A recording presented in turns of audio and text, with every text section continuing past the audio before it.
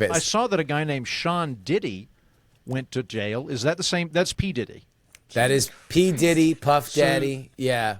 So how are we the same age? Where does the P come from? Is his middle name? Was Puff. Sean Puffy Puff. Combs. Yeah, Puff Daddy was of the his... Kenny Bunkport Puffs? Yes. Powerful family. You don't want to fuck with the Puffs. I mean, for real. 1,000 bottles of lube found in his home when it was raided by federal authorities.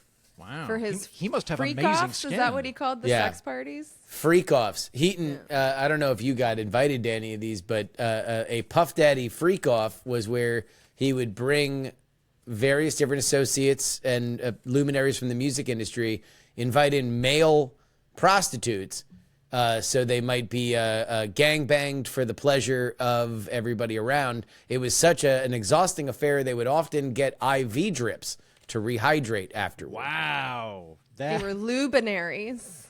Wow. No, I've never... I don't think I've ever had... Never been to a freak off? Crazy enough to require an IV drip afterwards. But then again, I guess maybe I'm just more hydrated than the average bloke. I think your IV drip would be Earl Grey tea. I did get in a hot tub with some naked 70-year-olds last weekend when I went to a hippie commune, but I doubt that was as much fun as the Sean P. Diddy Bangathon thing of which you No. You can probably recharge from that with a couple of biscuits. Yeah. You could just half a Gatorade would do it. It was just really the hot tubs what did it. The nudity didn't really affect anything other than my sense of impending mortality, which hanging out in a hot tub full of 70-year-old hippies will do that to you. Just boiling with the elderly. I love that somebody with a constant existential crisis spends his off time in a commune with 70-year-olds contemplating life naked in a hot tub. Well, I wasn't contemplating life with them. I'm fascinated by intentional communities, and it's the Findhorn Eco Village, and I was like, I'll bite, I'll check it out, and I wanted to talk to some locals, and they were like, well, you're welcome to get in the communal hot tub with us, and I was like, terrific, I like hot tubs, and they're like, we'll all be naked, and I was like, well, if you turn your head and squint, am something of a journalist, so I'll take my pants off. And we were talking about like spirit animals and stuff. The mortality was just the implications of all of this filtering through my mind. Well, hold on. If you're talking about spirit animals with a bunch of hippies in a planned commune, naked in the center of the village, talking about what you're talking about, that doesn't count as existential conversation? It wasn't like you were talking about the Premier League. You're right. You're right. We were talking about existential stuff. We weren't talking about mortality, but we were talking about existential stuff. That is true. Yeah. I love how I'm the liberal stereotype on this show and you're boiling with, hippies naked. And I slept in a teepee that night. See? What's happening? Is that allowed? I don't know. Can we still say teepee? I have some friends that would get mad about that, but it was a really good night's sleep. Well, what's the appropriate term for teepee? Oh, I don't think it's the term that's the problem. I think that there are some people that would view it as a form of appropriation. Wait, it's not just a tent? Hey, you know what? I'm in the everybody can have their own tent category. I am very open and very universalist when it comes to tents. But I will say I've got a couple friends in Oklahoma who are Native American and more word policey, and they tend to they're careful about Native American accoutrements. But the guy's teepee really respects Native American tribes, so I think you can make the argument that this was really to respect them. If you're sitting on the ground with your legs folded, what is that called? Well, it used to be called Indian style. I think now they call it crisscross applesauce. What would that crew call it? Would they call it Indian style or crisscross applesauce? They'd probably call it Indian style. A lot of the Americanisms aren't as strong over here.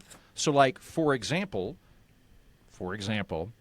if we were having a purely clinical discussion about the N-word, I would say there's nothing morally wrong with discussing it in a purely clinical capacity, but I probably still wouldn't because I'm terrified. I'm absolutely terrified. Of saying the word. Yes, out loud, because I don't know what's going to happen. Maybe my life will be over. I don't know. But like the Scots don't have that. They know it's a bad word, but if they're just discussing the word itself or something like that, they're not dealing with all that stuff. So well, in that accent, how could you resist? Yeah. That's what happened to Joe Rogan. That's how he was using the term. And then someone made that supercut of it. And it was like 7 minutes of him just saying the word over and over again. He's like, whoa, I need to stop saying this in all circumstances. There's a different reality of living your life on tape. It is yet to bite me, but it eventually will. Whenever I achieve some kind of higher height than just federal internet fame, like somebody will edit together every dumb thing I've said on the internet, and it will certainly probably not be a fun day. But it'll be interesting that somebody paid attention. I said some shit I am not proud of in the 70s, and if that ever surfaces, I am. It could get me in some trouble. Andrew Heaton, born in 1984, for people who don't get the joke. But it's one of my favorite log type jokes to just slip into conversation, particularly now that I'm 40, but I look like I'm 50. When I meet people younger than me, I'll just slip it. Like, I will occasionally mention that I briefly worked for the Ford administration, which is mathematically impossible. But Impossible. Just to see if anybody blinks. And a lot of the time, no. Well, I think we've also crossed a horizon line where there's enough of adult society that it was born, let's say, in the late 90s, early 2000s, where now we're past the realm of like infinite age. Because when I was 20, anybody who was over 30 might as well have been 60. Right. Like that, it just there's no guess of it. And so now that there's a bunch of 20-year-olds running around, like we might as well be. We could be 30. We could be 70. They have no idea. We're just floating around. I think that this will actually be great. Like, one of my buddies runs karaoke night here in Edinburgh. He does like 2 or 3 karaokes around town. So like, I'll just go hang out. And one of the places he does karaoke is clearly a freshman bar, where I am the only other person besides my karaoke guy friend who's under 25. But I'm there to sing karaoke. Like, I'm not like, I'm not bothering anybody. And I've become like, on occasion, I will turn into this like elderly mascot figure that the bar enjoys watching butcher Lady Gaga. And I'm like, that's fine. I am okay with the trajectory of Heaton's life being ironically hip. That is the best I'm ever going to do. I embrace that identity. You do have singing professor vibes. I do. You do. I do. I could see people. It looks like at any moment you could invent flubber.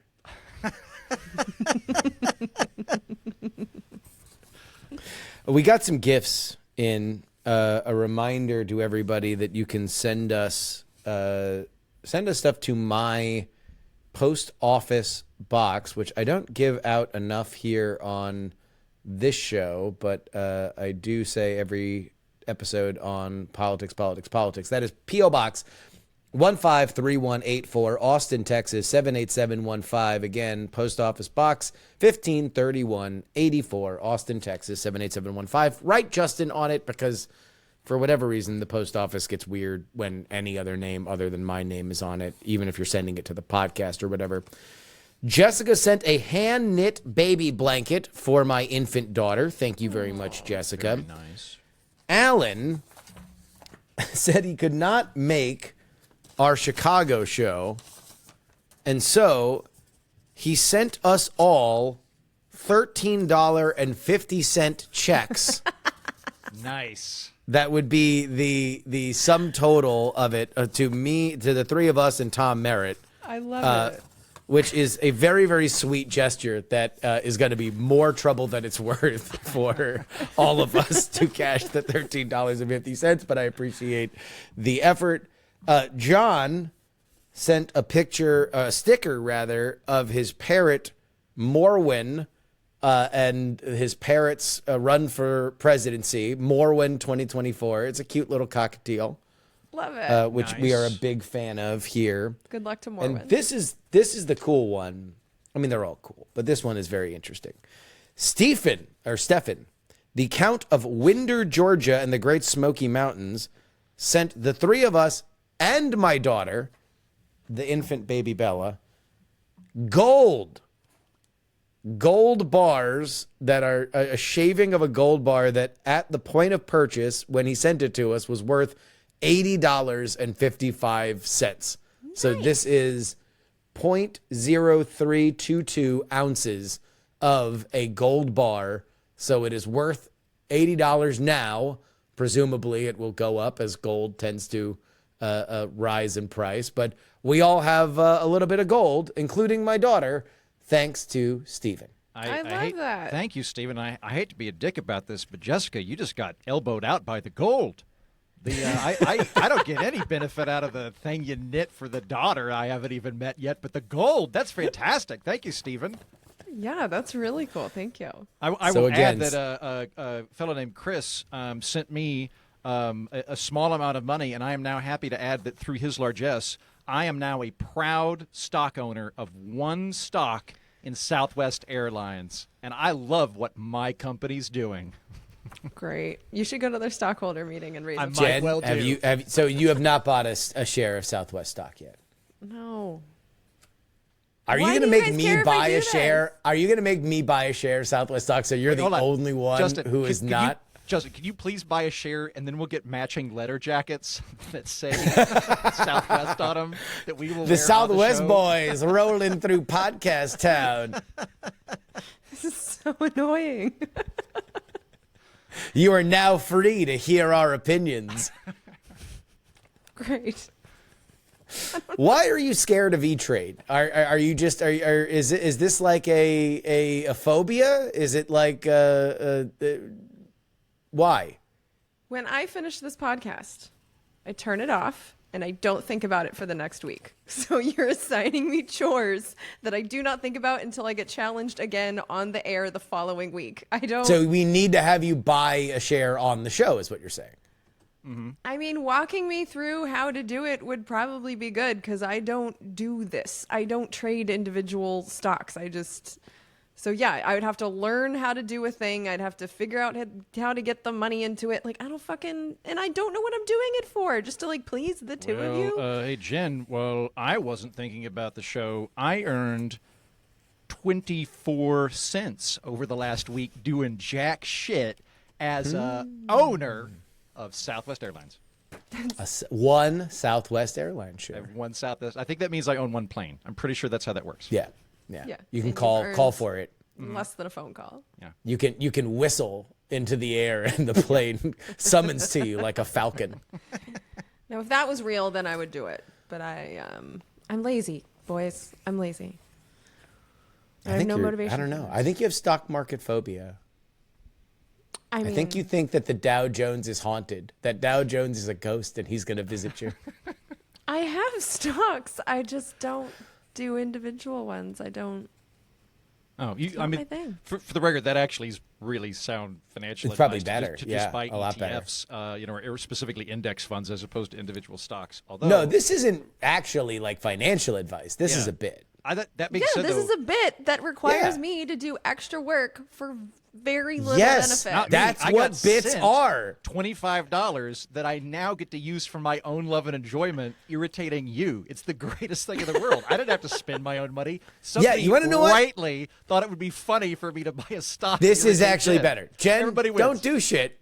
I'm going to get the stock, and now we're just going to keep talking about the Southwest stock that Heaton and I own, and it'll just be content.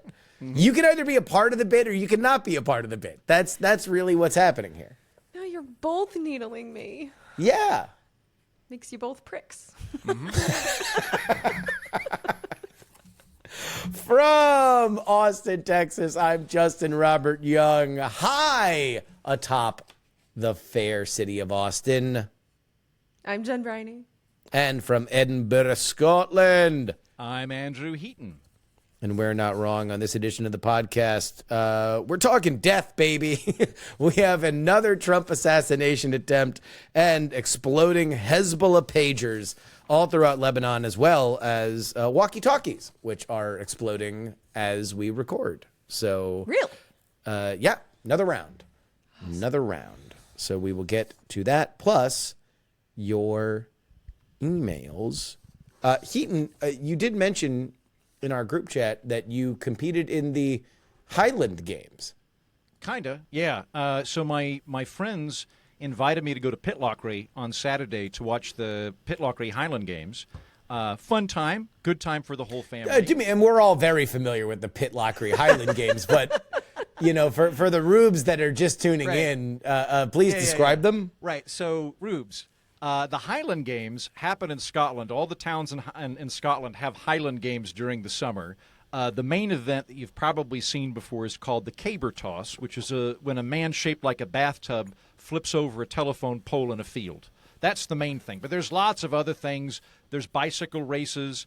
There's foot races. And I got drafted to do one of the foot races towards the end. So they brought me in to race in the Highland Games there. I did not know I was going to be racing, and I was wearing cowboy boots and a blazer with a bunch of shit in the pockets, which I think explains why I got second to last after an old guy with a peg leg. I think that's the operative reason, because I feel like in I'm that in good dude's shape face, though. Yeah, in that dude's face. Of Americans wearing cowboy boots running through a soggy field, I came in first place.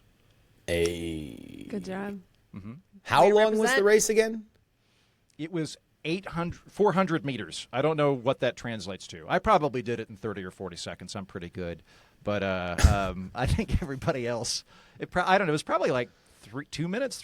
I don't know. It was. We did a whole lap around a field. Oh. And then so this is afterwards, like the Scots like kept a little coming up to tell me I was robbed and tell me that they hope that I get better with whatever lung disease I have, because that's how the Scots are. Do you feel like you're going to come back next year and get third to last? Yes, that's the goal. The goal is to improve by one slot per year forever. Also, like maybe get like a. I don't think you have to even be Scot. I think you just send in a form and go, yeah, I want to do tug of war, and they're like, well, all right, then, all right. So like, I want to get a tug of war team together and take on the Elgin Electricians Union that won this year's. Do you have a tug of war strategy? Pull really hard, but there were two teams. They were playing tug of war, and they had a strategy, but it was the same strategy. Both of their strategies was to pull and then lean back and let the other team exhaust itself.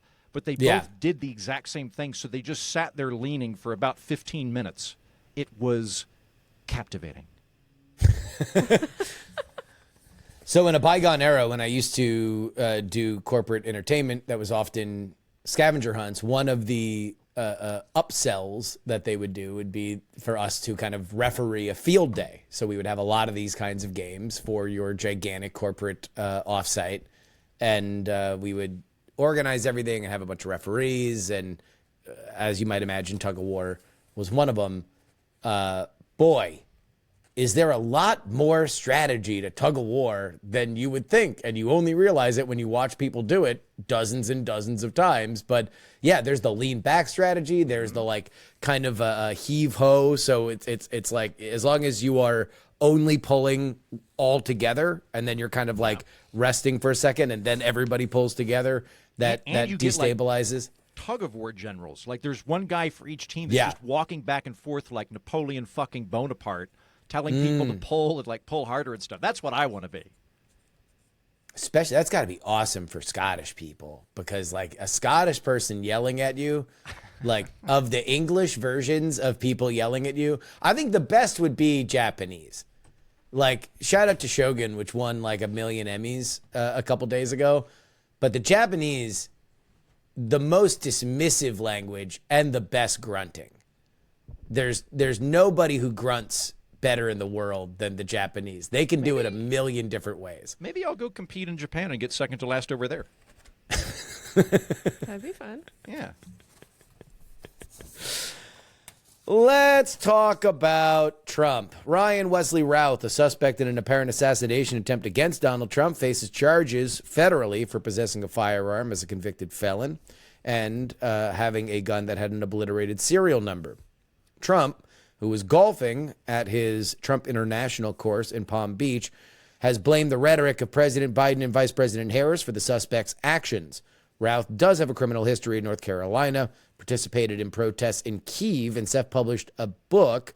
It is also notable that he volunteered to fight for the Ukrainians and was quoted by the New York Times as trying to recruit Afghan former Taliban fighters through Iran and Pakistan to fight on the front lines of Ukraine as well.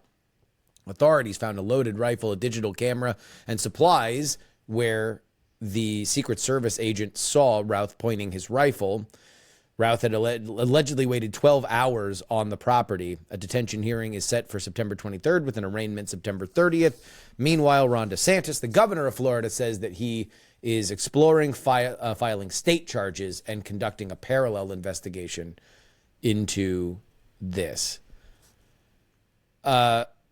Heaton, are you ready for another round of Did This Rhetoric Incite Violence?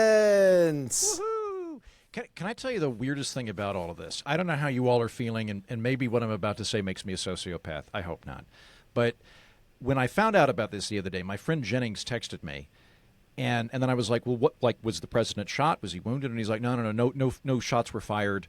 The gunman was apprehended or scared off and then later apprehended, but he didn't actually come into contact with the president. I was like, meh. I mean, after the last one, I don't even know if I want to get out of bed for this shit. Like, it's just weird that, like, say with a debate, like my threshold for crazy shit is so high right now between the Biden debate and the getting the ear grazed by a lone killer in Butler, Pennsylvania, that the most recent one, which I acknowledge is a big deal. It's a big deal, but like I'm like, meh. Let me know when he gets close. I'm so glad you said it first because I felt nothing. In fact, like, I remember how I felt, where I was, who I was with, everything when I found out about the first one, right? Yeah. This happened this week, and I cannot remember where I was when I heard it. I have no recollection of it at all. Right.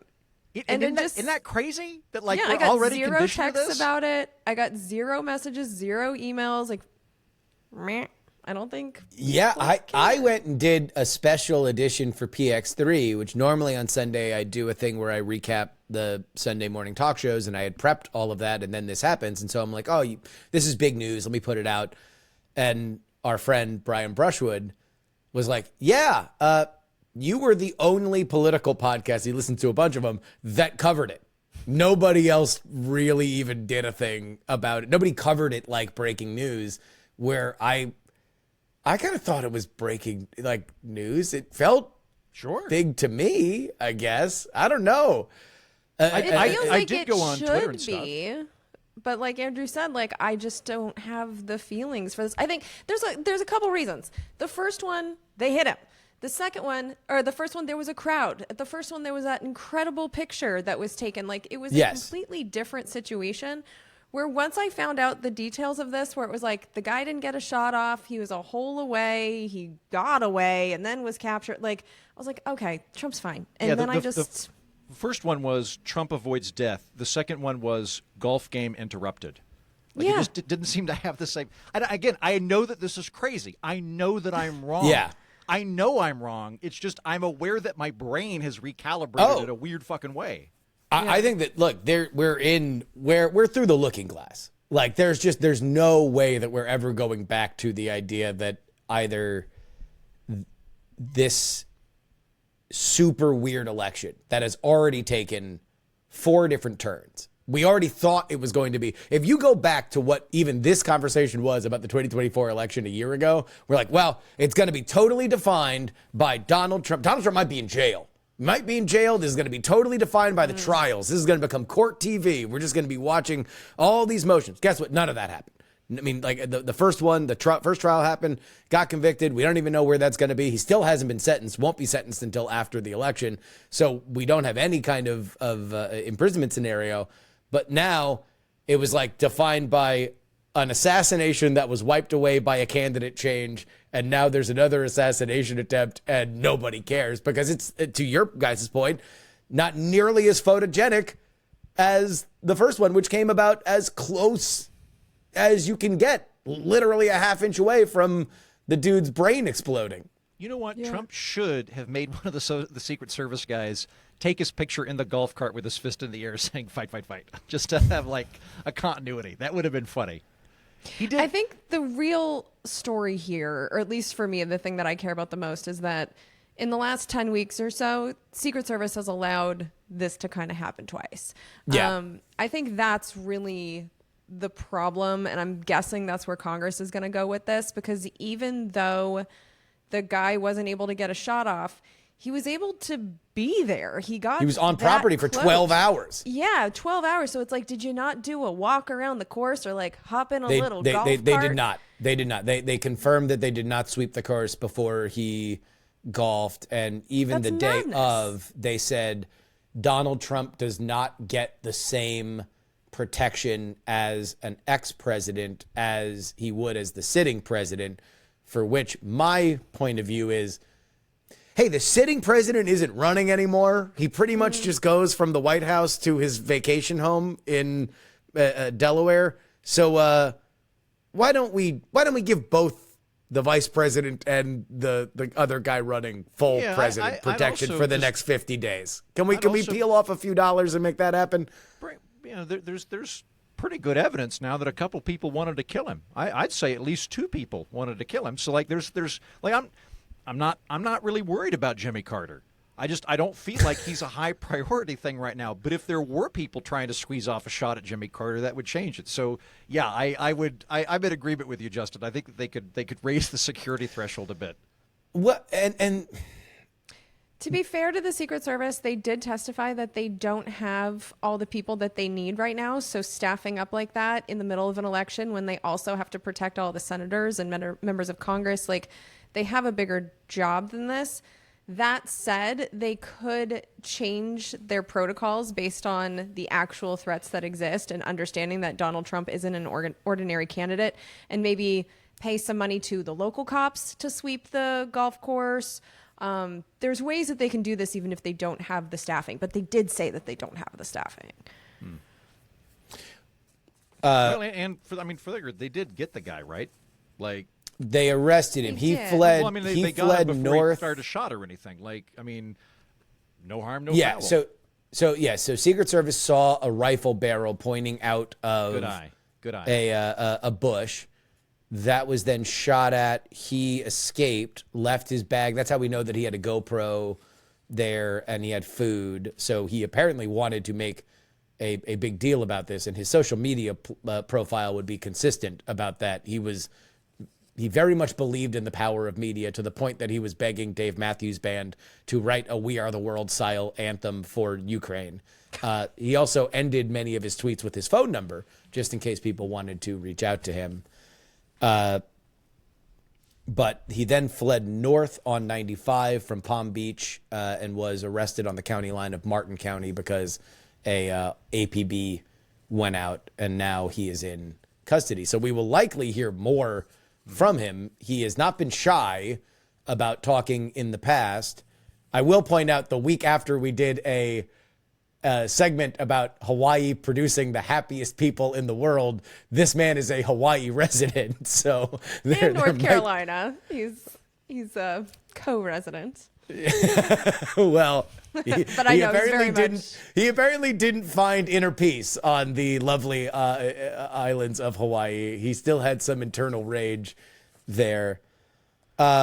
Well, so I got a couple questions about him. Based on what we know, Yeah. like the immediate response was, this is what happens when you say Trump is Hitler and he's a fascist and he's going to ruin America. As people get it into their head that he's a literal Hitler, he needs to be literally shot. That's where there's a logic to it. There's a part of me that relates to that, but at the same time, most of the people that do these assassination attempts turn out to either be crazy or attention seekers more than strategic political planners based on this. So the guy sounds a little wacky to me based on what you're saying so far, Justin. He strikes me as somebody who is a high-energy, extreme guy.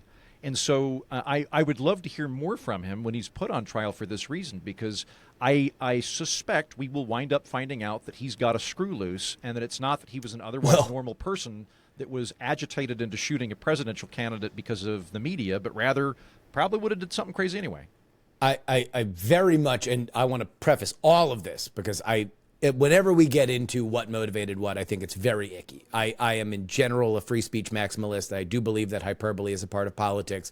I have never blamed, I didn't blame Bernie Sanders or Rachel Maddow for Steve Scalise getting shot. I didn't blame Sarah Palin for Gabby Giffords getting shot. I think that is a very gross part of our politics. However, we do need to discuss some of it, and that is that he was animated enough about Ukraine to go to Ukraine and try to volunteer to fight there. So there was an animating thing that he believed in enough that he wanted to leave his home and then go, apparently, according to reporting from both Semaphore and the New York Times, try to get fraudulent passports from Pakistan to bring fighters, ex-Taliban fighters, into Ukraine. He then was on Twitter trying to offer those fighters to Haiti. Shout out to Haiti for staying in the news cycle for another week. But the big thing that people are pointing to is that earlier this year, he did say democracy. He tweeted democracy is on the ballot, and President Trump winning would put make Americans slaves to master. Who master is, I don't know. It could be Putin. It could be the Rothschilds. You never know when somebody like that is tweeting. But I will say that the discourse around an exact carbon copy version of this, where Kamala Harris was targeted and somebody had tweeted "Make America Great Again," something that has been repeated ad nauseum in a political context, I think that we would be paying a lot of attention to it. Well, yeah, and like his obsession with Ukraine, the way that the Biden administration has talked about Ukraine, saying that that's the front lines of democracy and our own democracy is in trouble, like it all just kind of matches. Although this guy was a Trump voter in 2016, it seems like Ukraine radicalized him in a lot of different ways, and this has always been Biden's operation. So, but I think the bigger point is we can't predict what people with guns and intentions are going to do with them. What we need to do is to make sure that there's enough security around our important people that it doesn't fucking matter what crazy people think. And it doesn't matter what their motivations are. I think the problem is that two people have gotten entirely too close. And so it's not, I don't blame the rhetoric at this point. I'm blaming Secret Service. And I think there's some real questions about how they're protecting, especially our candidates here in the United States. Can you all help like sort a couple of things in my mind? Because I do have some cognitive dissonance on this. I agree with everything you guys have said. I agree with everything about you shouldn't be blaming Bernie Sanders for Steve Scalise getting shot. I don't disagree with that.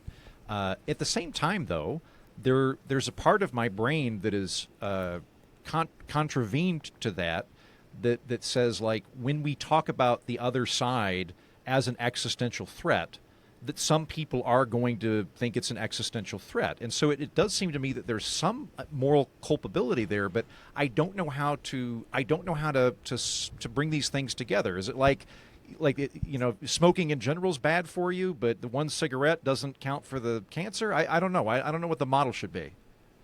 I think we need to start holding people accountable for being awful. Because like you have people in both parties that are saying crazy shit, and yet they keep getting elected over and over again. They get the attention that they seek. And so until we as voters say, okay, you're insane, we don't want you in a position of power, we're going to vote you out, as long as it keeps getting rewarded, I don't see the incentive that any of these hyperbolic people have to tone down their rhetoric. It's money. It's money and votes. Yeah. And I'll say this. The thing that bummed me out the most about this is that it was another example, and we saw this the first time, where there's a statistically relevant portion of our country that wants Donald Trump to go away. Mm-hmm. I don't know if, and they're willing to blend it into him dying, right? If he were to fall, I think they'd prefer if he fell down a manhole by himself and died, but they want him dead. They prefer that they never have to think of Donald Trump again, and they would like him dead. And that really, really, really bums me out. It bums me out that we have gotten into that kind of brutalist of a mindset, that it's not, hey, this is a dangerous idea that we should defeat at the ballot box, and I need to understand why my uncle thinks this way. And it's like, oh, this will be fixed if he's dead. Yeah, and unlike last time, it didn't come directly to me, probably because I was very clear that I was not going to be receptive to it. But I definitely did see at least one person that I know react with, too bad they missed again. Yeah. I think it's fucking gross. I don't think that this is helping anything in our country to have those feelings be acceptable in polite company. When people fantasize about a political candidate biting it, like one of my friends, Mike Kaplan, I think it's his joke. He has a joke where a guy went, "Oh, I really wish chocolate cake tasted like shit," and he's like, "Why?" And he's like, "Because it's so tasty, but it's so fattening. I wish it tasted like shit, so I wouldn't eat it anymore." And my friend was like, "Why don't you just wish it was less fattening? Like, it's your wish." It's like with these things, instead of fantasizing about the guy dying, why don't you just fantasize that he doesn't be an asshole anymore? Like that he or that he loses the election. Yeah. Yeah. I'll say one of the things while I'm over here that I'm surprised by is most of the Scots I talk to, whenever the assassination stuff comes up, they lean forward and they're like, "Do you really think it was an assassination attempt, or do you think it was staged?" And they say it in a way that very clearly indicates they're confident it was staged. And I'll just kind of walk them through it and be like, there were thousands of people in attendance. Somebody died. Like the amount, like. Yeah. Trump was getting plenty of media attention. He was beating Biden. Like, there's no, this was not staged. This is not staged. This was real. And I'm surprised how many people bought the hook on that. I mean, the sister-in-law of one of the key Ukraine impeachment witnesses, Rachel Vindman, eventually had to apologize. But her initial tweet after this was, "Don't worry, folks. No ears were harmed. Move along." Yeah. When it comes to Donald Trump, I think that what would be best for this country is if he were to lose at the ballot box. Because the people that are wishing him harm and wishing him dead, if that were the way that we get rid of, this whatever threat you think he poses, that only makes a martyr out of him. It only makes him more of a hero forever in the history books for the people who saw him as a victim to begin with. We have to say, as the American people, we do not choose this. Where if some psycho is able to just like take him out, I think there will always be this question mark on the American people. Like, do we actually want to bring back that chaos, or are we going to choose a different way? I think that the only way that we can regain any kind of credibility, even though I know that Kamala has a billion different problems, but on the world stage, I think the American people need to be in mass, the people that say no to Trump. And so the people that are cheering for this, I just think it would backfire for everything they want to do. Like, the behavior of Trump would be rewarded and memorialized as like somewhat heroic. Like, we have to say, as the American people, we don't want this. And so that's the other part. It's just like from a strategic part. If you don't find it gross to be saying these things, I do not agree with you, but it also doesn't help your cause if he dies. If he died, like, it's not like in that sad event that the country would go, well, let's not even have an election now. Like, it would, like, like J.D. Vance would run, who is saying shit about childless cat ladies, and he's saying shit about Haitians eating cats. Make up your fucking mind about cats, J.D. Vance. Are you pro-cat or you anti-cat? He'd now be the guy on the ballot. And I think more likely you'd see, like, Republican governors that would just refuse to accept the election at all. They would, like you'd see a lot of really bad shit. So no good outcome would come at this point. One last thing on the coverage here is that I'm not here to excuse any of Donald Trump's rhetoric when it comes to how the country is falling apart and we're not going to have a country, or sowing doubts in the electoral process. I think that all of that does need to be marked and criticized. I don't know if we need to do it minutes after an assassin is apprehended. Like, I do think that we probably should have some kind of conversation on whether or not there is a problem with left-wing violence before we get to Donald Trump's culpability in raising the temperature. I do think that we can talk about both, but I do think that there should be an order now that, once is a lone gunman, twice is now a pattern that people have left their house with a gun looking to end Donald Trump's life. Well, I'm talking about a conversation, like, I went on Sky News Arabia, and the question they asked me was like, what effect is this going to have on the election? And I just had to tell them, like, none, because I can't even find anyone talking about it. No one cares. And I do think it's part of the media's job to start these conversations. And even in the hours after it, just to find details, I was going through Twitter and, like, it just wasn't there. Like, it's just not even being covered, which is... It's weird, right? Like, I feel like if it was an assassination attempt of anybody else, it would be bigger news. If there had been an assassination attempt on Kamala Harris, which also would have been horrible, I think that the media reaction would have been very, very different. I think you would have seen a tremendous amount of all caps think pieces about the angry patriarchy and white supremacy of the United States, and in the same way that the conservatives are just naturally assuming that these shooters are deranged by media rhetoric. There would have been an assumption that a shooter had been deranged by white supremacy and a jilted demographic and things like that. So I think that that's a good thought experiment to go through. Which happened the first time. So is it just because it's the same dude twice? Like, is that why the conversation is stale and the media doesn't want to talk about it? Like, yeah. I mean, if I'm going to put on my conservative chapeau, I would say it's because discussing Donald Trump surviving an assassination attempt helps him politically, and you don't want to do that. To platform that idea that he is a victim means that you are not talking about Haitians in Springfield. You are not talking about how Kamala is surging in the polls. You are talking about Donald Trump as a victim, and that's the last thing that you can do. Is to make him human. He can't be human. He has to be a boogeyman. Which I don't disagree with you for the liberal media, but I'm not seeing, like, I follow tons of conservative people because I want to know what everybody is saying. I'm not seeing them talk about it either. Like, it's just been like a quick little like, oh, this happened and then we move on situation. Or so it's like, still talking about if they're really eating cats in Ohio. I mean, that story I'm will still not seeing go bits away. about that, yeah. Yeah, and I'm seeing like tons of things pieces. I'm whole podcast episodes investigating like where that started, which by the way, it's all kind of fascinating. I get why they're still on it. But that is, first of all, a rumor. It's a thing that didn't even happen. It was just a lie in a debate where this is a real thing that happened. This is real news. And yet this story is gone. And it happened again. Well, I don't even know when it happened. I cannot remember when it happened. Sunday afternoon. Thank you. Sunday afternoon. Yeah. Yeah. And also, it's like this dude is, by wackadoodle standards, interesting.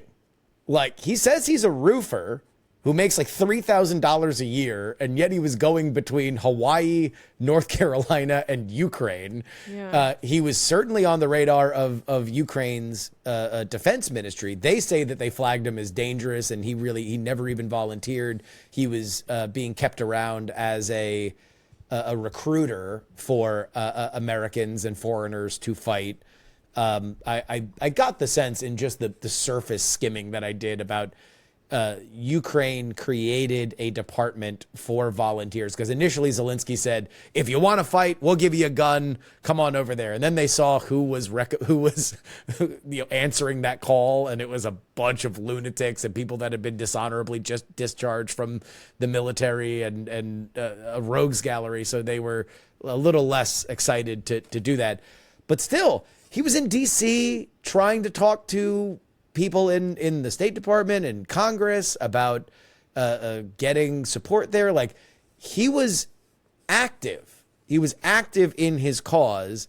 Whether or not his cause was futile, I think that there's enough evidence to say it probably was at a certain point. But this was not what we are assuming the first shooter was, which was a very young person that was radicalized somehow. We still haven't had an FBI follow-up on what was going on. I don't know how long it takes to crack his computer to find out what Discords he was in, but we don't have an idea of what he was. But if we're just going to take a wild guess, he was a young dude who was radicalized. This is a 50-year-old man who has lived a life and, again, was going between Hawaii and Ukraine based on his passions. So I think that there's a lot to kind of dig into here. And he's alive, which the other dude is not. Yeah, I still don't give a shit. Like, everything you say is interesting, but I don't want to go down the rabbit hole of the guy. I'm not going to follow up on this. I do. I would like to hear from him. I'm really glad he was apprehended. And that whenever anybody's a murderer, I would rather they get apprehended than, go out in a blaze of glory in their mind or whatever. And I'm curious as to what he's got to say. I will pay attention to that if he's put on the stand and it's televised. I guess for me, like, I don't want to make a celebrity out of this guy. He already is. I think the most important thing, because, like, crazy people are going to do crazy things, and I'm not all that interested in their brand of crazy. I'm interested in how the hell this man was able to stay on the golf course for 12 hours and get that close. Like, that is something that is just bigger picture, more important to me. And that's what I hope Congress and the media focus on, because now this is twice in 9 weeks. Like, that's a lot. So it's not that I'm not going to follow the story, but I'm just not interested in this individual's delusions or whatever the hell made him do this. Like, I don't care what makes crazy, but I do care why our government is failing so much. So the Ukraine angle does not interest you? I mean, no.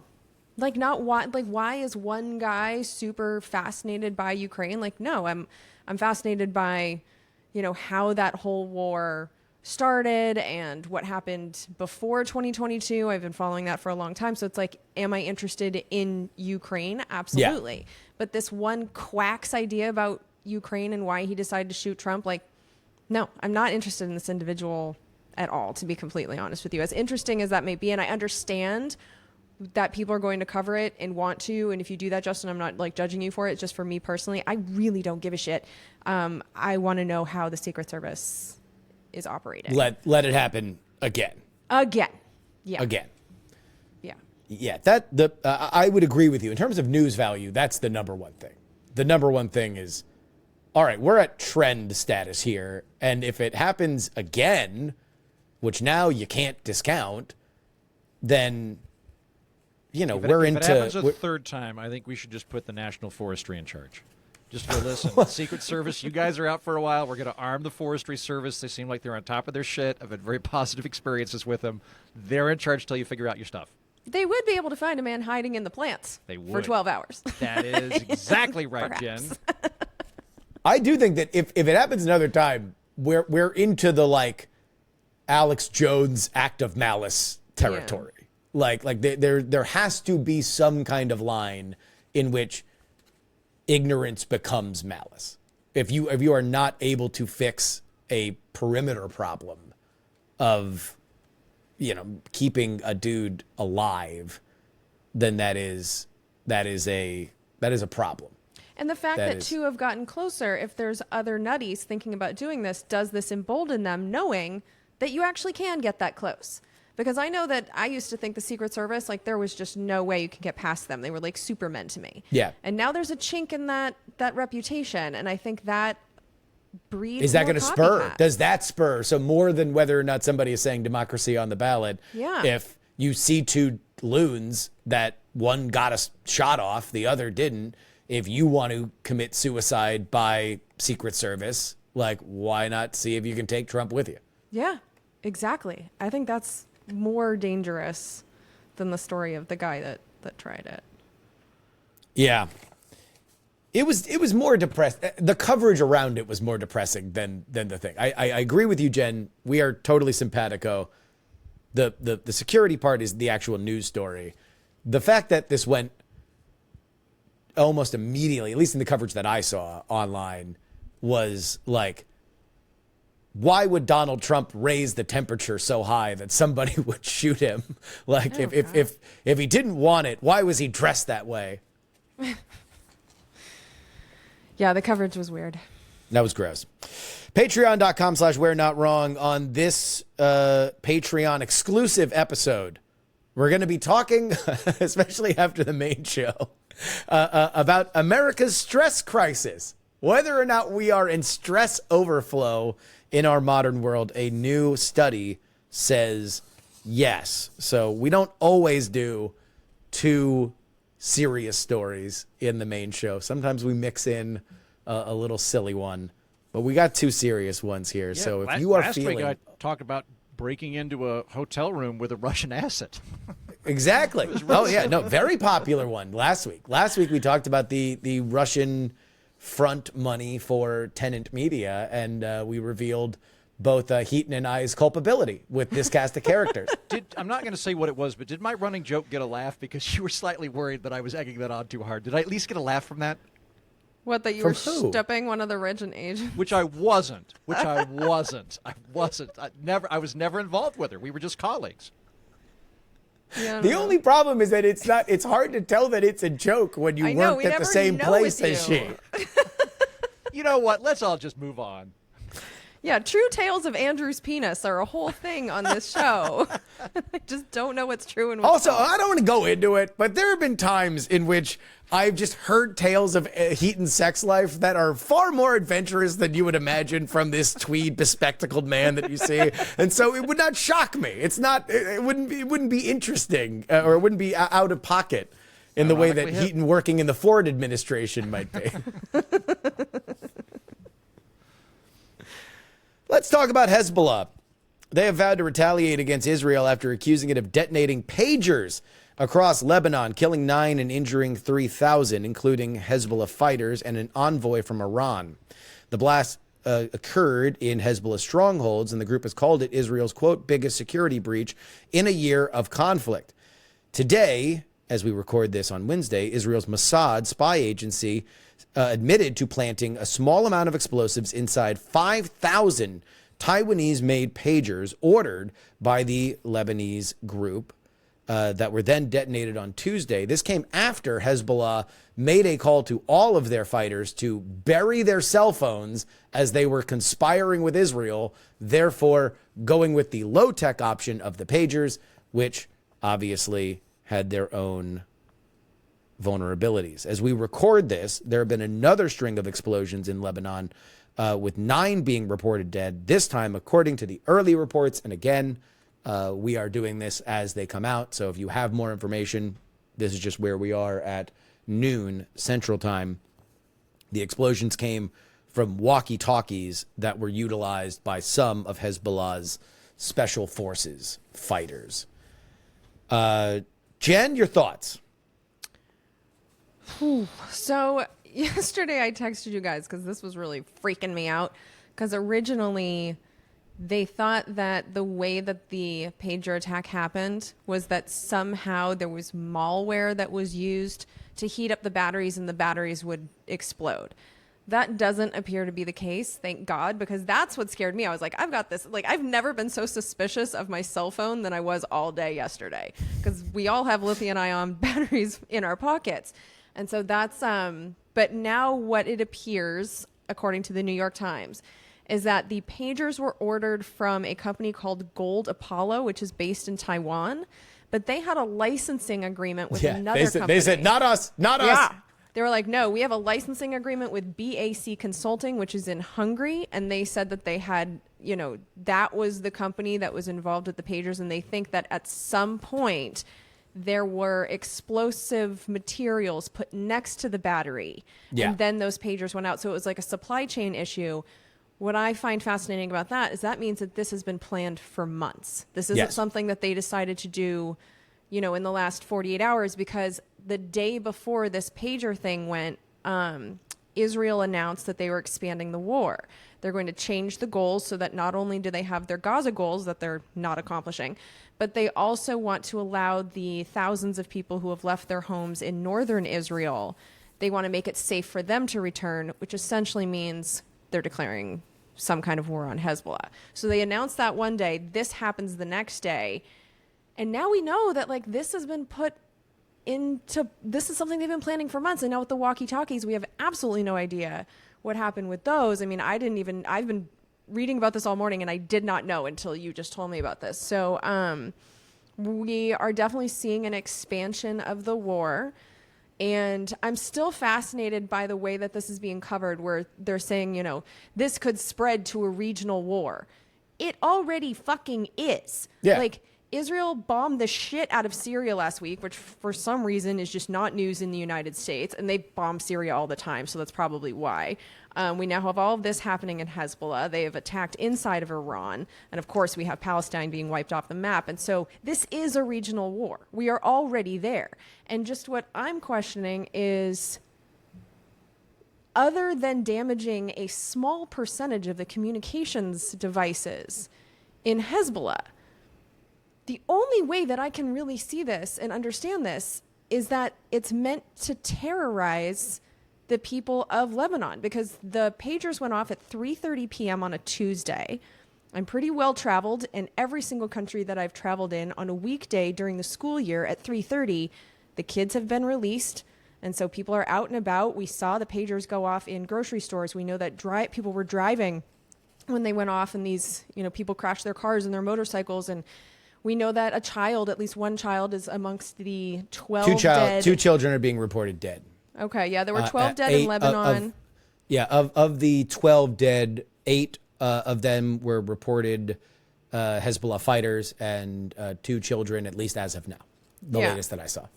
And the other thing about these pagers, and I think Hezbollah, when we talk about it, is understood as a fighting force. Absolutely is.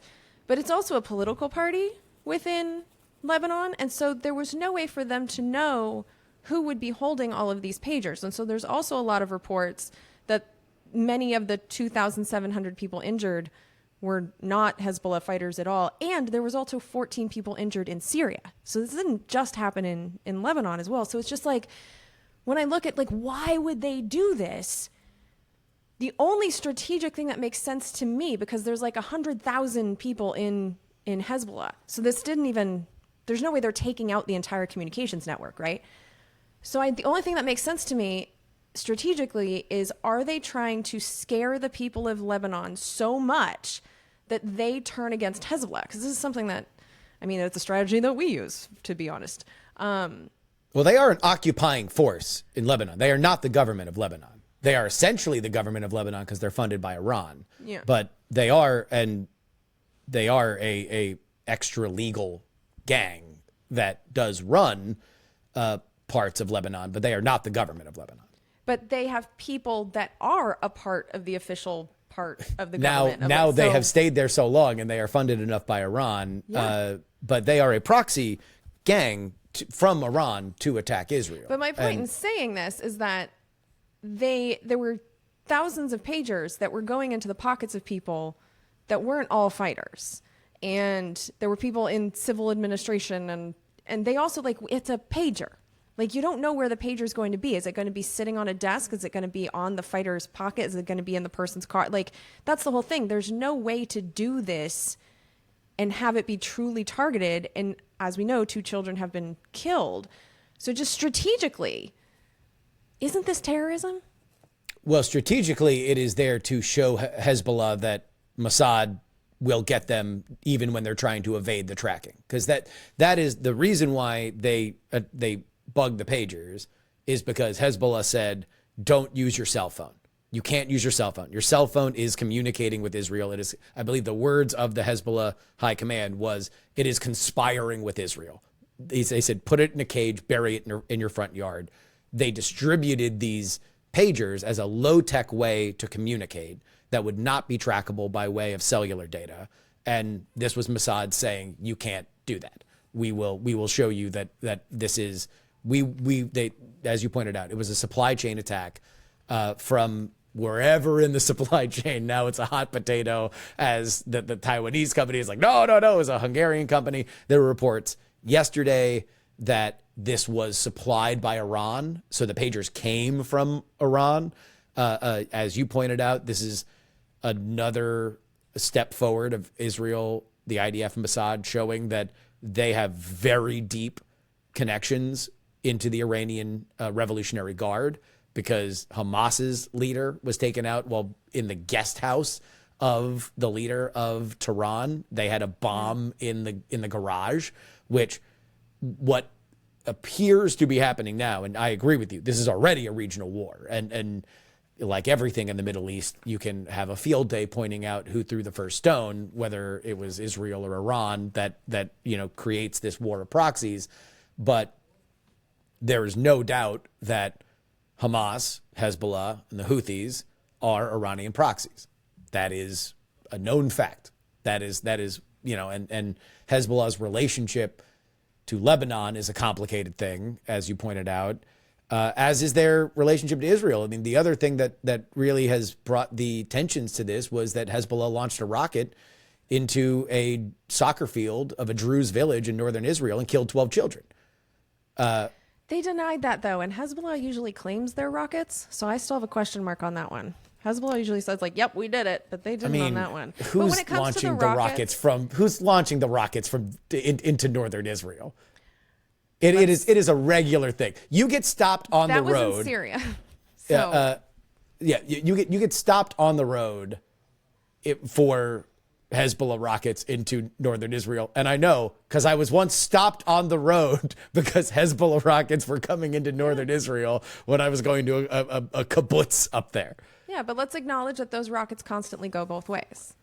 So yeah, people are not they're safe at in war. southern Lebanon. They're at war. Yes. Always. This is a regional war. Yes. Yeah. They're always at And fucking again, war. this is the problem with the Middle East is like scholars, both in terms of history and religious, can go back and forth to say, well, yes, but who threw the first stone? And this was an escalation upon this escalation upon this escalation upon this escalation because nobody forgets shit in that region. Everybody remembers their the moment that they were done bad, and they will they don't believe that there's a way to stop it unless the other side is cowed by violence. Well, and so that's trying to parse who threw the first stone is completely useless.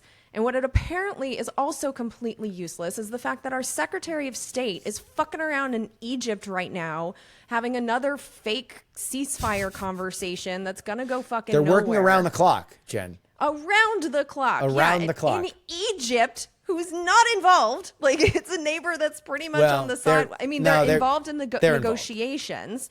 But well, and the Philadelphia corridor. That's the other big part of it, especially the Gaza issue.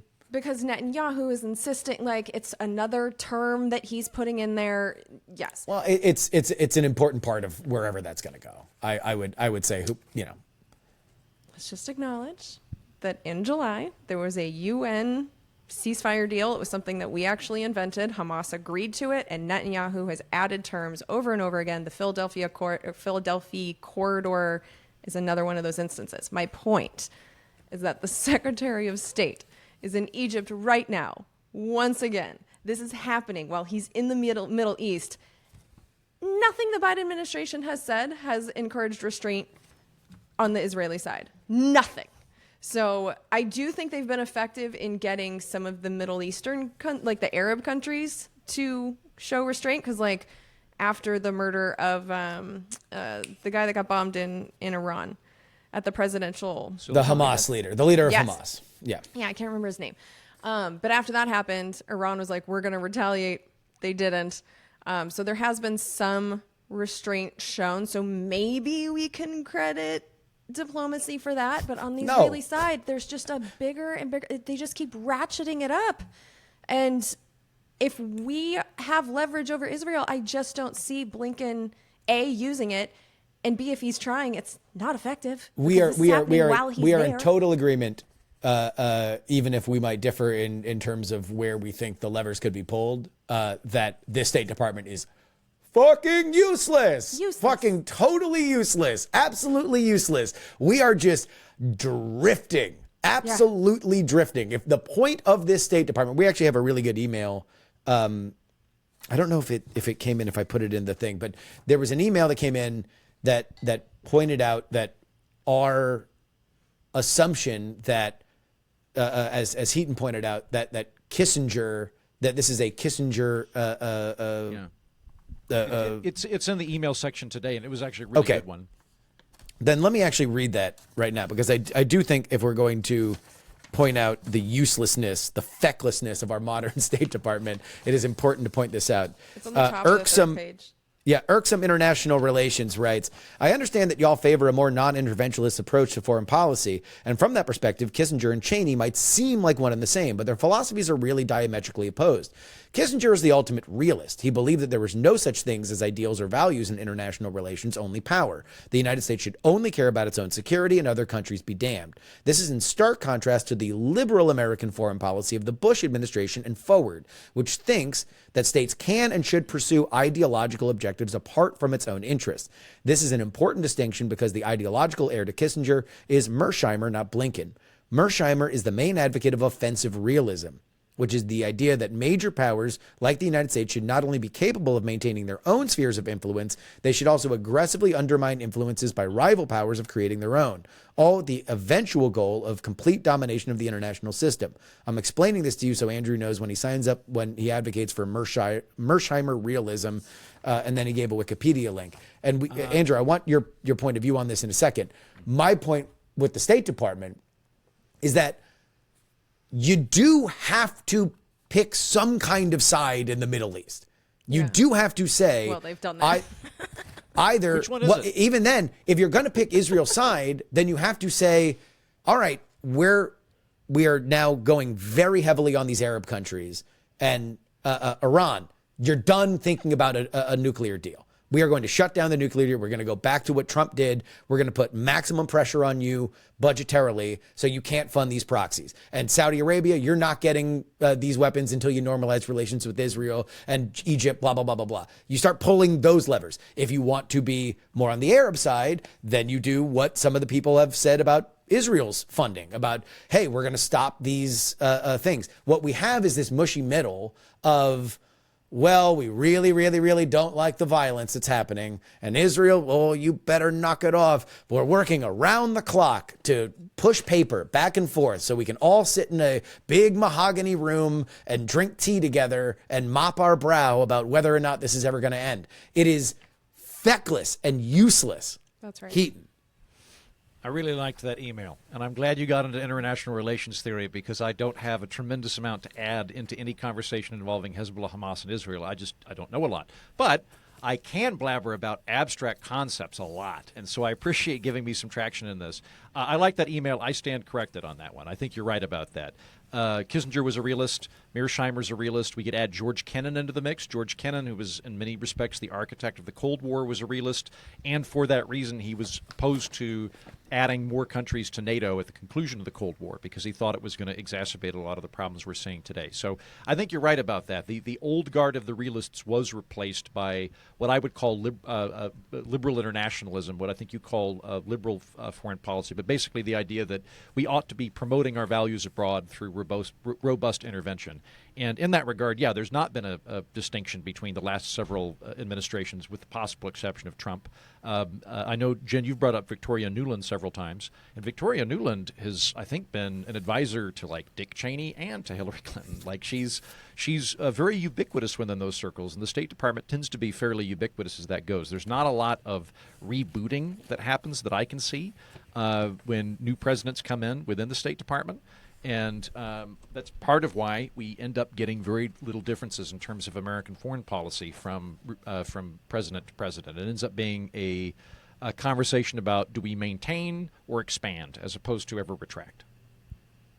I just don't know what our values are, other than, multinational corporations being able to operate as freely as possible. But I don't know what our values are, because what's going on in Gaza don't match what we say.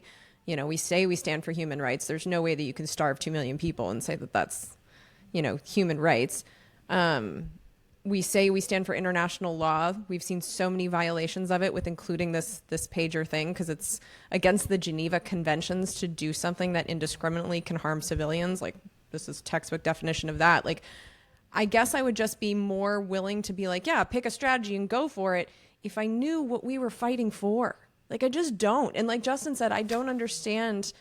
The Biden administration appears by their actions to just want to let Israel do whatever it wants to do and to cover its own ass just enough to have deniability that they were involved. But there doesn't seem to be any effort to stop anything one way or the other. They're just trying to prevent the regional war, which, as we've also discussed, they're failing. Somebody's going to have to be unhappy. Somebody's going to have to be unhappy with the United States. That's the way this always works. There's no happy medium here with warring countries in general, let alone in the Middle East, where nobody ever forgets anything. Can I ask a really dumb question here? Why do we need to be involved in the Middle East?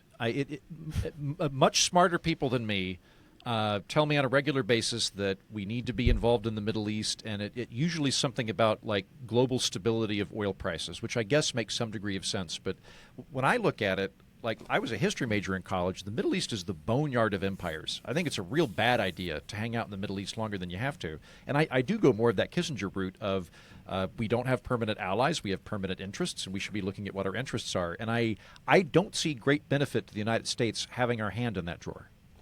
I see two. I see fossil fuel transportation networks. I think that one's pretty obvious. And the second one is Israel. And Israel being a Jewish state in that particular location is something since very beginning they would not be able to maintain without the United States military might. And we like having essentially a economic and military partner right in the middle of the Middle East, right on the water, like strategic. There's a giant fossil fuel gas field that's right off the coast there. Like, so Israel's all up in that game too. But there's also a religious aspect to this, that we have a country that has a lot of very religious people that have been in charge of it for a very long time. And Israel, the Jews need to control that piece of land in order for the Messiah to come back. That is I would put it. a Western style democracy above that. I'm not saying that there's not that element in the American government, but I would say fostering a Western style democracy in that region is Let's also define a part of it. democracy, because that's another word that we kick around. A And I parliamentary democracy where there are elections like they have in Canada or Germany. Yeah, but it's not really a democracy if there are millions of people that are controlled in that territory that don't get to vote. So even calling Israel a Western-style democracy, watching what they're doing on that land, if we actually believe in real democracy, then Israel might not get to stay a Jewish state. This is the problem.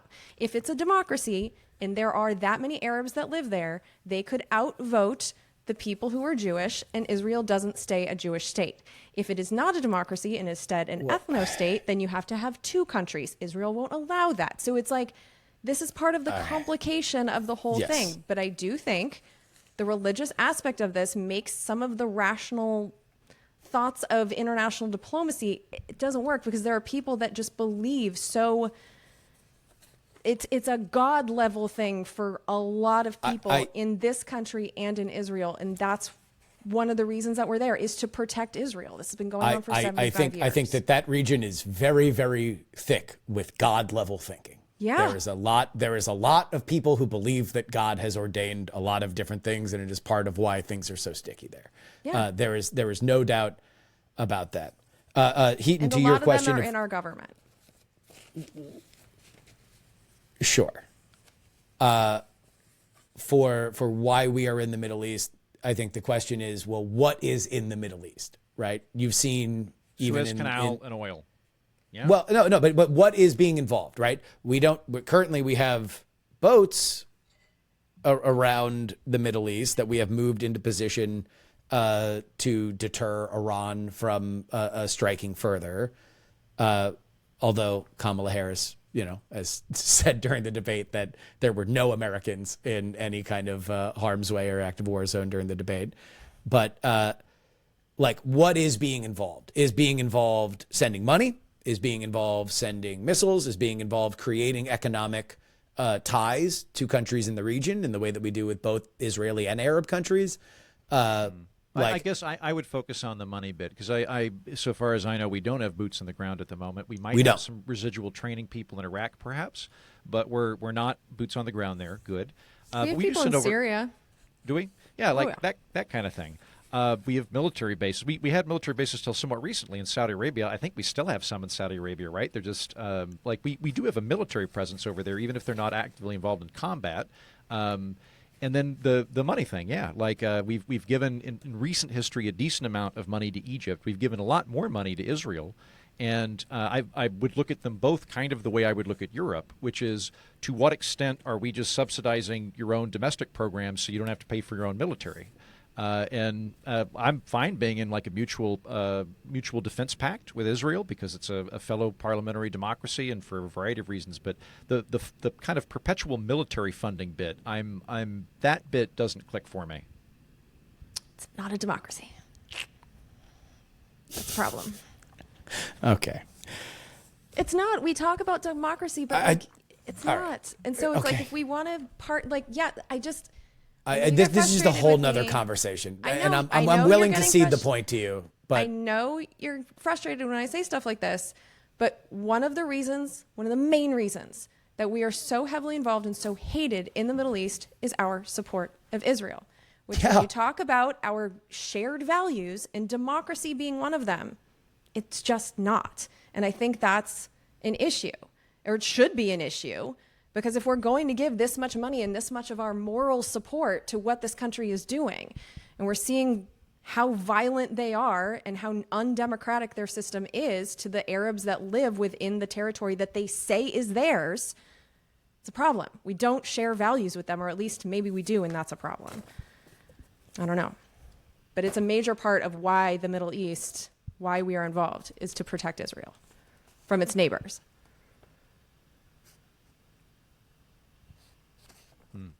We're Not Wrong Pod at gmail.com. 143 We're Not Wrong Pod at gmail.com.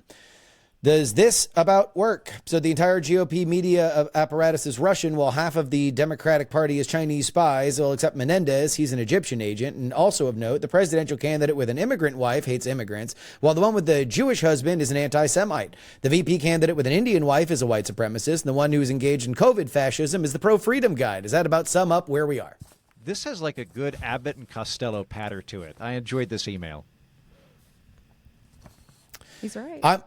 I'm appalled by the way that you describe Senator Menendez. He has all the necessary capabilities to be an agent of more than one country.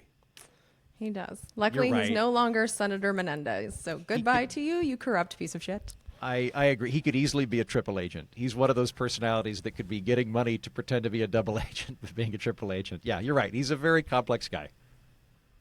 Blue Halo writes, I have found that within the pro-life activist class, especially among socially conservative women and Catholics at large, that there is a disconnect between the Republican Party's historic apathy or antipathy toward social welfare and social gospel views on the state and welfare spending.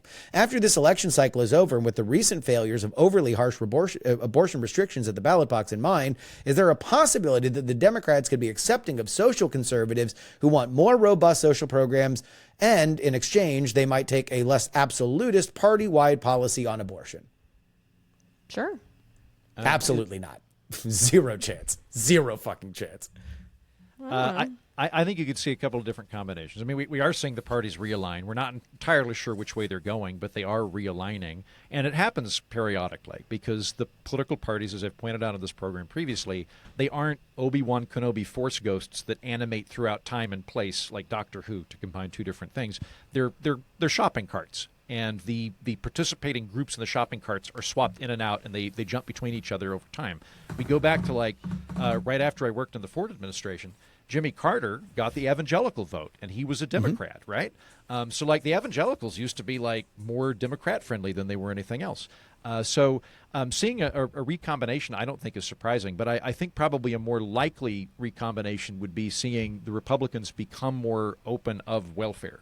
I don't see Trump and Vance as being anti-welfare people. I'm having on Kevin Williamson in a couple of days, and he describes them both as welfare chauvinists.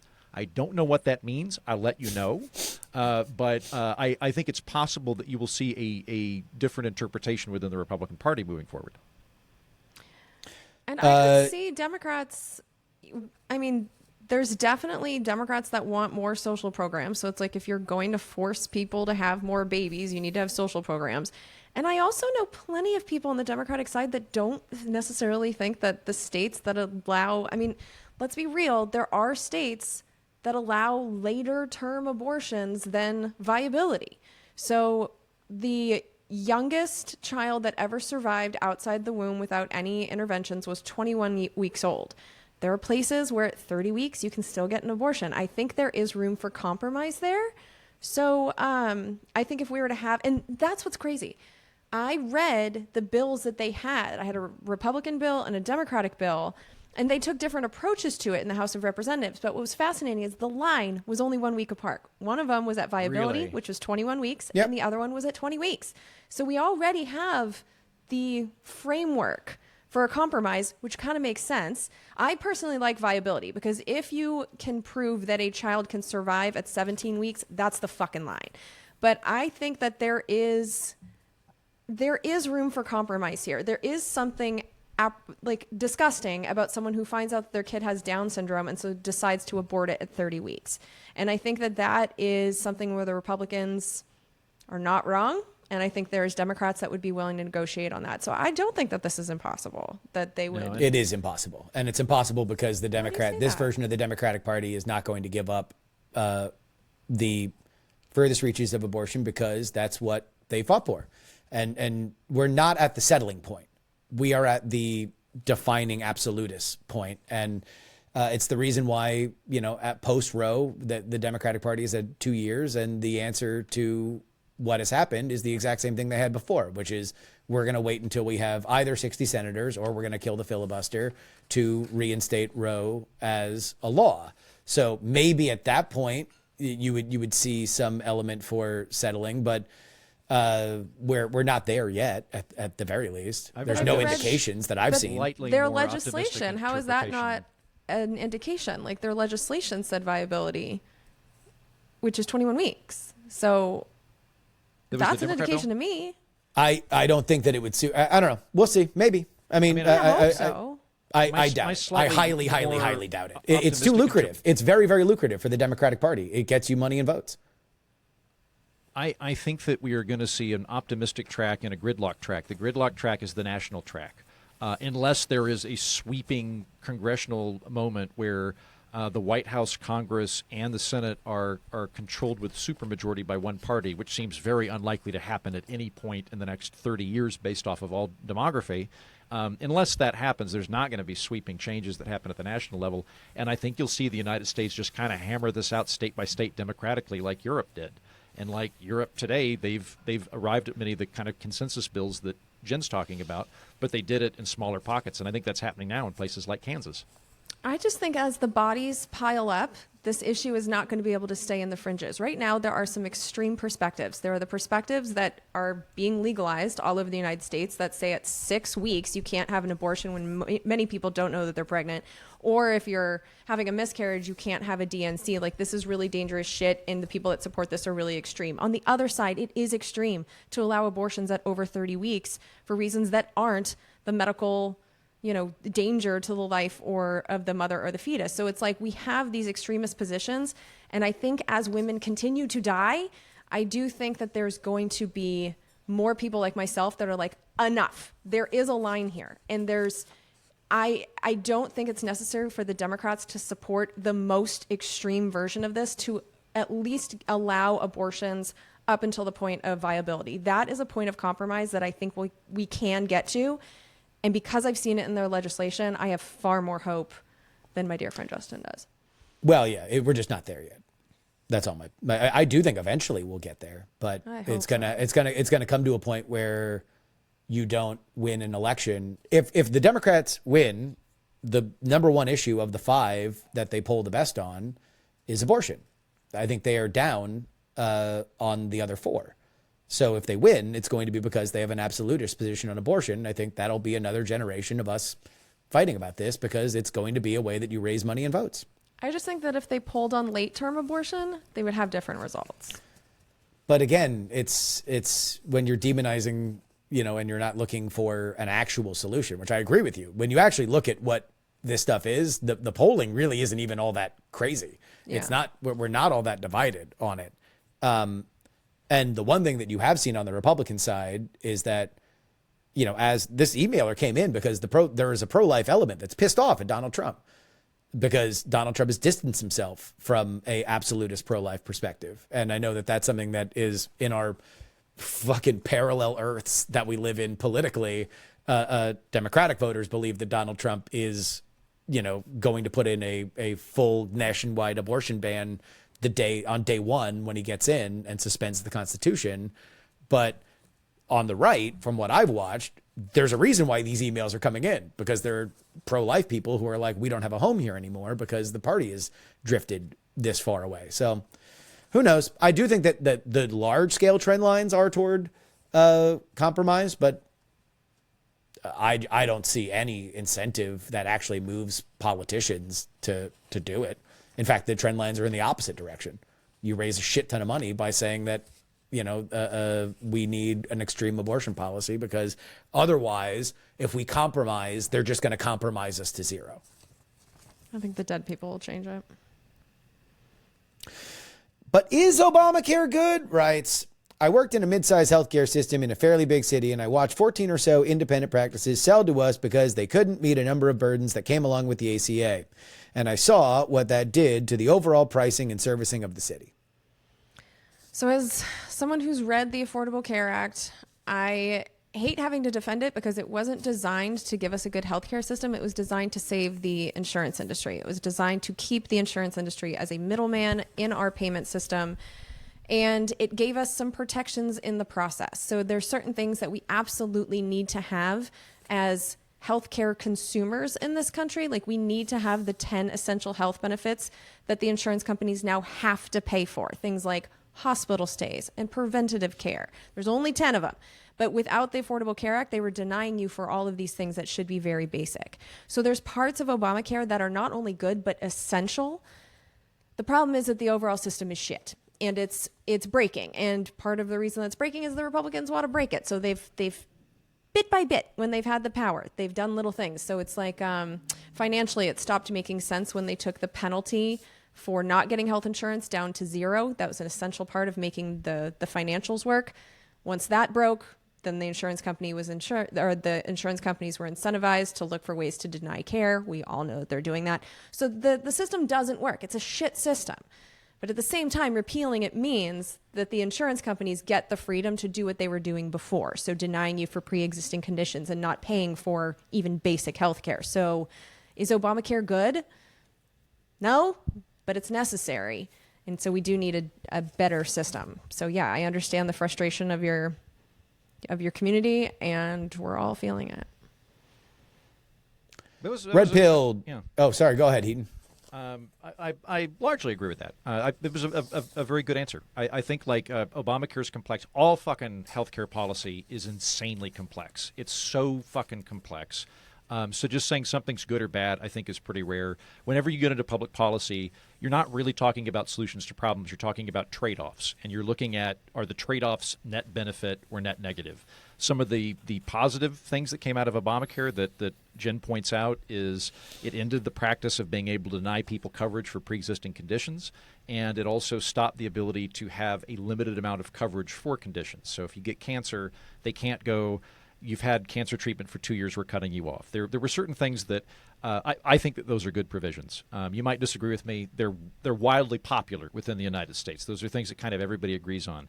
The downsides to it are, in order to fund those things by expanding the risk pool, they had to require people to buy excessive insurance that they otherwise would not have done, which means that if you are menopausal and you're self-insured, that you're going to pay for natal coverage, even though there's no reason that you ever would do that. So people are ending up to take more. They're paying more, taking it on the chin in order to subsidize the other things that Obamacare takes care of. And I agree with the main thrust with Jen on this, though. The main problem with Obamacare is that it's predicated on a shitty system that we have, which is having a model where you get your health care through your insurance, which would be like getting your lawn mowed by going to your homeowner insurance. Like, it doesn't make any sense. Like, healthcare insurance would be a great idea if it were for catastrophic things, and we had other systems in place to deal with regular medical treatments. Obamacare doubled down on that, and I think we should get rid of it, but replace it with something good. A lot of the problems that I see with the Republicans during the Trump administration is they had like 5 different plans. They didn't have a plan. They had 5 different plans. And I think Jen and I would probably come up with pretty different plans, but we would both agree that the current system's a shit system. Red Pilled writes, somehow the 3 of you have convinced me to vote for Trump for the first time. Here's how. Justin, Trump's first instinct is to fuck with money. Jen, Trump doesn't belong to the globalist club. Andrew, have I been conditioned to hate Trump? Holy crap, Trump's instincts make him a serious threat to the money flowing to the entire military-industrial spy/globalist/crony capitalist cabal. But policy disagreements would reveal their true intentions. So they use fake personal attacks to condition us to hate him. E.g., the Russian collusion hoax, the fine people hoax, the drinking bleach hoax, the suckers and losers hoax.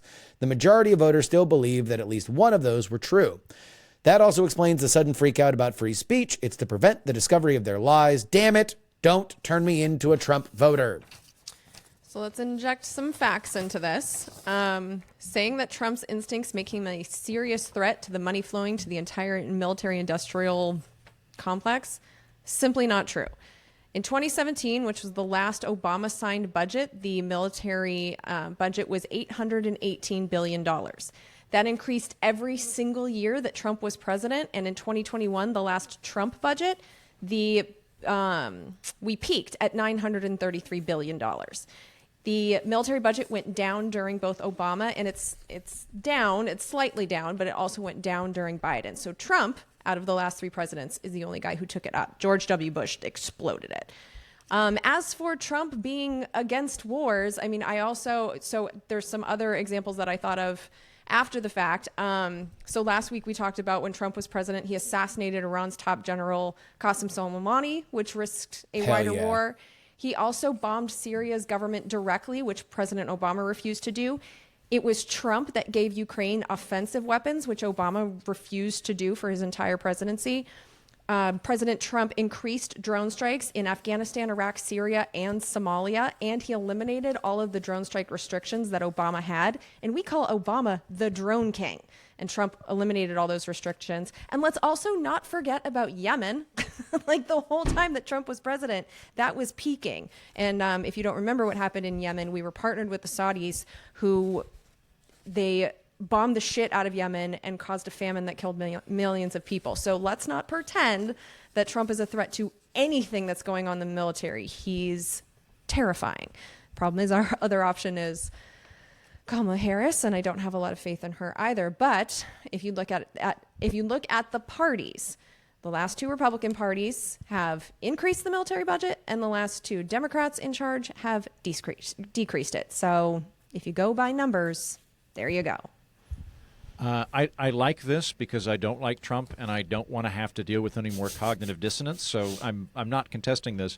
But to add a little bit of stuff here, would it be fair to say that Trump didn't get us into any new conflicts and that he did negotiate us getting out of Afghanistan? So Biden actually got us out. If President Biden didn't want to get out of Afghanistan, he was the president. He could have kept us in. Well, Heaton said negotiated. Sure, he started that negotiation. He also increased the drone strikes and dropped the mother of all bombs on Afghanistan. So let's not pretend that he was peaceful in Afghanistan. Also, like I just said, he risked us getting into so many wars. Like when you assassinate the top general in Iran, is that not an act of war?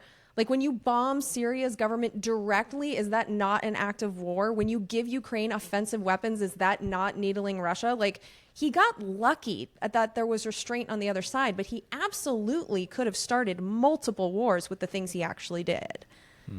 Okay.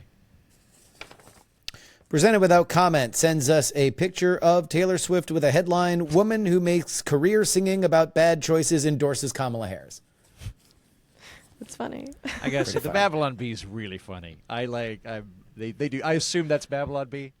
Yeah, it looks like it. Yeah, they do good work. Show them how it's done, writes, "I'd love to see Heaton and Jury debate each other as Trump and Harris. Make it funny and entertaining, but also better versions of these candidates. Have Jen as the moderator. As a black woman, I accept Heaton's challenge." Good. I was afraid I was going to get in trouble for blackface again. Now you have to do it, and I'll be the Trump guy. No, I'll just do it Indian style. Oh my God. Cheney emails about Dick Cheney. Applesauce? Yeah. Permission structure, writes, "I agree with y'all's take last week that the point of Cheney's endorsement was to create a permission structure. The question is, a permission structure for who? My theory is that it's not really aimed at voters at all. Though if some take the leap, all the more better. As Justin pointed out, no average voter really looks back on Dick Cheney with particularly fond nostalgia. I believe that the point of the Cheney endorsement is to give cover to Republican elites, in office or otherwise, having public influence who hate Trump in private but still praise him in public. Not the dunked in Kool-Aid converts like Vance or Graham, but the ones who haven't fully surrendered to the cognitive dissonance yet. I think it's all the above, man. Because I've seen it work Maybe. down a voter, and we're seeing it work on the exact people that you say, the other Republican elites. So I think just every voice that comes out from the Republican old guard and says, I'm a never Trumper, it just gives other Alberto people the courage to Gonzalez do it. endorsed Harris this week, the guy who signed the torture memo. There you go. Just a rogues gallery of Ott's This names. is the shopping cart theory that I keep pushing. Oh, They're shopping man. carts. They're not. I can't wait. religions, I they're can't wait to shopping see carts. I can't wait to see who John Benet Ramsey's parents are going to vote for in I bet you they're never 2024. Trumpers. They're wealthy Coloradans that. Probably I never guess they're- Trumpers. Yeah, probably never Trumpers. Yeah. Yeah. I want to know who Puff Daddy's going to vote for. Well, he was a big Democratic donor. Was he really? Oh God, yeah, huge Democratic donor. There was a tweet going around of Kamala Harris tweet thanking him for his support in 2020. Jesus Christ. Oh, my God. You didn't know that he was a No. huge Dem donor? Yeah, No, Vote or I knew the Die. Remember Vote or songs, Die? Like he had some bangers. That's all I really know about Puff No, yeah, Daddy. Vote or Die I know was he a banged huge. J-Lo. That's And about almost it. got her thrown in jail because Sure he fucking did. shot somebody and he blamed one of his recording artists for it. Wow. I only know the Storied gossipy stuff. fellow. I had no idea he was part of politics. No. Oh clue. yeah, no, Vote or Die was his big voter registration thing, which was positioned. Oh yeah, wasn't that on like MTV? Mm-hmm. Yeah. Oh, Is Weird Al declaring? Is that a thing? Oh, he's definitely for Harris. Okay. All right. Yeah. Yeah. On Happy States, Mapman writes, it's weird that a lot of the lower ranked states like Texas and Tennessee are also drawing crazy amounts of internal migration.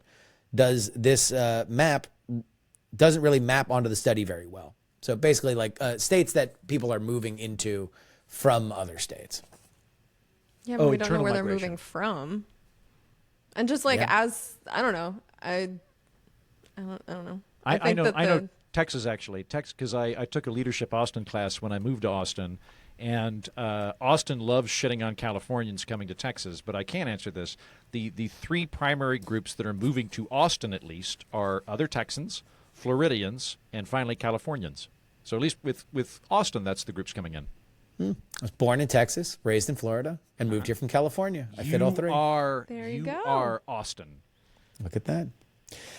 Justin's thoughts on Paradise reminds me of Star Trek. Captain Kirk in Star Trek, the original series, This Side of Paradise, quote, no, Bones. This time we walked out on our own. Maybe we weren't meant for paradise. Maybe we were meant to fight our way through, struggle, claw our way up, scratch for every inch of the way. Maybe we can't stroll to the music of the lute. We must march to the sound of drums. This is one of the fun things about Captain Kirk. There's none of this 1980s bullshit like with Captain Picard. Like Captain Picard would go, we believe your culture is same as all cultures in terms of the rich complexity and blah, blah, blah, blah, blah. And Kirk would just come down and like kick over a statue and be like, your God is a lie. You Yeah. have to fight. You have to get up. Get out of your hammock. Is This Heaven writes, I refuse to believe that California is happier than Iowa. You should go to California in the winter, my friend. Razor, back off, bub.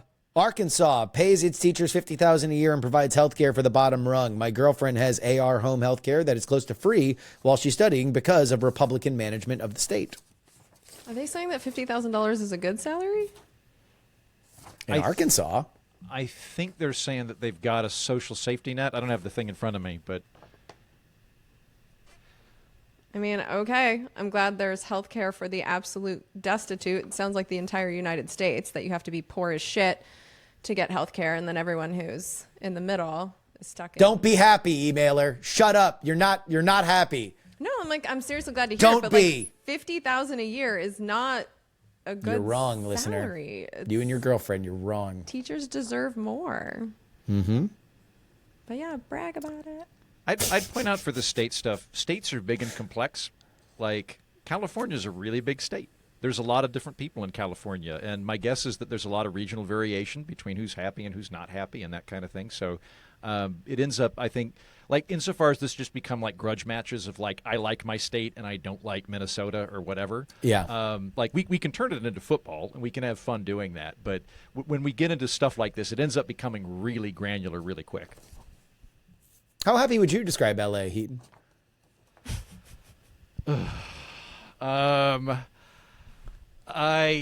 I would put it in the middle, I think. I don't know. I was miserable when I was in LA. Maybe other people are enjoying it. I didn't like it. It wasn't for me, but other people might. I don't know if you love sunshine and that's the one factor for you in whether life is good or not, I imagine LA would be terrific. But didn't you live there like in a van during COVID? I lived there in my 20s in a tool shed behind my best friend's house. I worked as an extra in TV. And ended up leaving after a few months, didn't care for it. Came back at the beginning of 2020 for the networking, Jen. For the networking. To pursue my dream of comedy. I didn't live in a van in L.A. I had an apartment, a very nice, expensive, tiny apartment. But what did that matter, Jen? It didn't matter that it was tiny. Which I would part be of networking. LA? I would be going cities. to diners with models and producers and stuff. I wouldn't be under solitary confinement there. I was off of Franklin in Del Hollywood. Oh God, or Hollywood Concrete Del Jungle or something like. with Yeah, crazy exactly. people. Yeah, but it was near all the comedy clubs, which I thought Yeah. I would be performing at. So, I maybe I would have had a better experience if the lockdown hadn't been going on. I do stick with my aesthetic analysis of LA, which is it's absolutely hideous, and I wrote a book to that effect. Listeners, if you don't know this, I wrote a book called Los Angeles is Hideous, Poems of an Ugly City, and you should buy the book. It's very funny. My stepmother, a LA native, found it very offensive. All the more reason to buy it, listeners.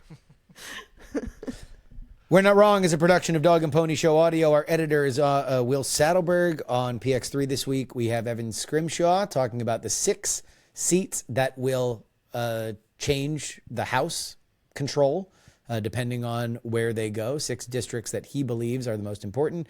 And then on Friday's edition, we have the return of Scott Klug, the former congressman, because he and I are going to talk about triage.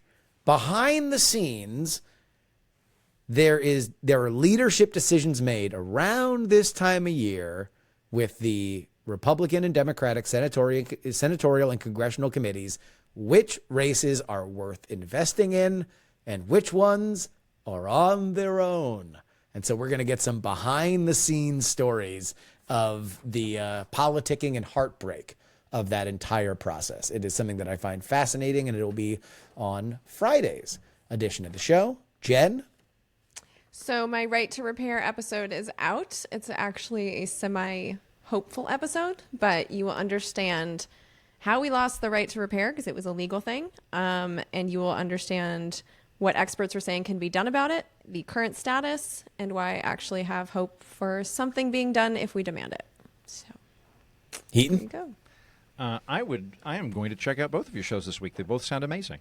Mine dovetails slightly with Jen's, in that I have economist Guy Standing on my program. I brought on Guy Standing last year, and he fucking blew my mind.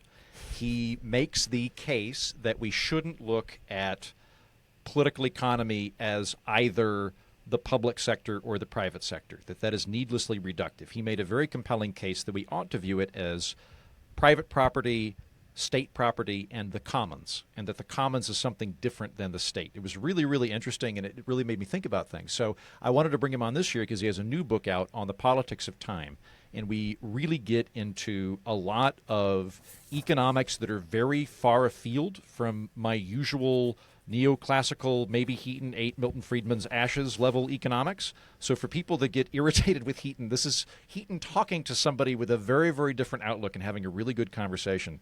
And that's on the political orphanage. And I'll add as a coda to that, I fucking love Scott Klug. He's a great guy. I went on his show earlier this week. We used to work together when we were in the Ford administration back in the 70s. So I've known him a long time now. And he is a stand-up dude. And if all the Republicans were like Scott Klug, I'd probably be a Republican.